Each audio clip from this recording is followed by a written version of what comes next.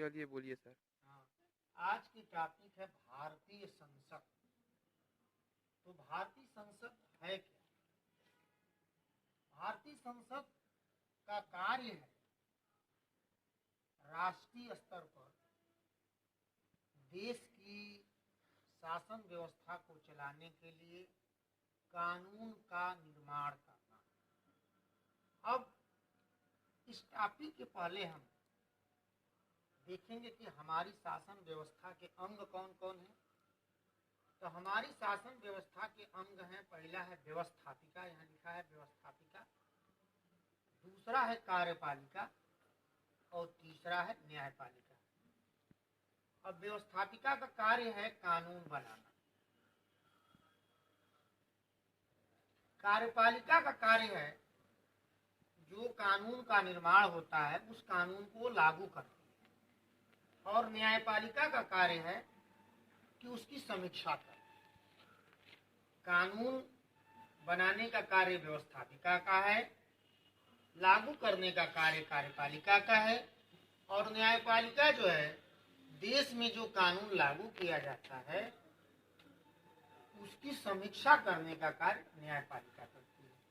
अब देखिए, तो ये शासन व्यवस्था का जो पहला अंग है व्यवस्थापिका। तो हमारे यहाँ व्यवस्थापिका का निर्माण केंद्रीय स्तर पर भी किया गया है और राज्य स्तर पर भी किया गया है। तो जो केंद्रीय स्तर पर किया गया है, केंद्रीय स्तर पर किया गया है वो हमारी संसद। तो हमारे देश में कानून निर्माण करने का जो कार्य है वो हमारी संसद करती है। अब प्रश्न ये उठता है कि हमारी जो संसद है उसका गठन कैसे होता है, उसके कितने अंग होते हैं, इस पर हम चर्चा करते हैं। तो हमारी संसद की 3 अंग हैं। हमारी जो संसद है उसके 3 अंग हैं। पहला है राष्ट्रपति, फर्स्ट है राष्ट्रपति, दूसरा है राज्यसभा और तीसरा है लोकसभा।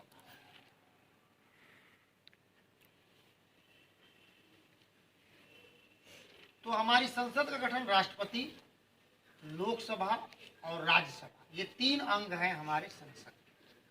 राष्ट्रपति देश का सर्वोच्च संवैधानिक पद होता है, संवैधानिक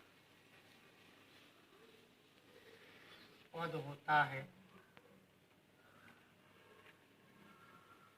देश की शासन व्यवस्था, देश की शासन व्यवस्था राष्ट्रपति के नाम से चलती है, राष्ट्रपति के नाम से ही चलाई जाती है, चलाई जाती है।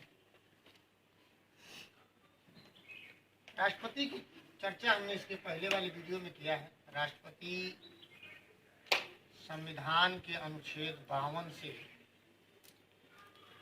संविधान के अनुच्छेद 52 से 62 तक उसके पद,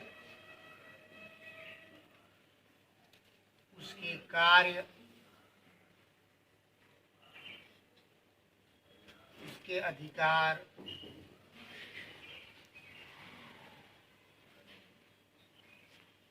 की चर्चा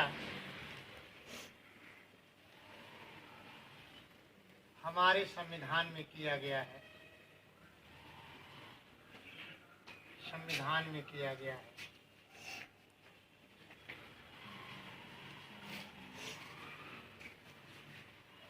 राष्ट्रपति का जो चुनाव होता है लोकसभा और राज्यसभा के निर्वाचित सदस्यों के द्वारा होता है। और राज्यों की विधानसभाओं के भी निर्वाचित सदस्य राष्ट्रपति के चुनाव में अपना मत डालते हैं।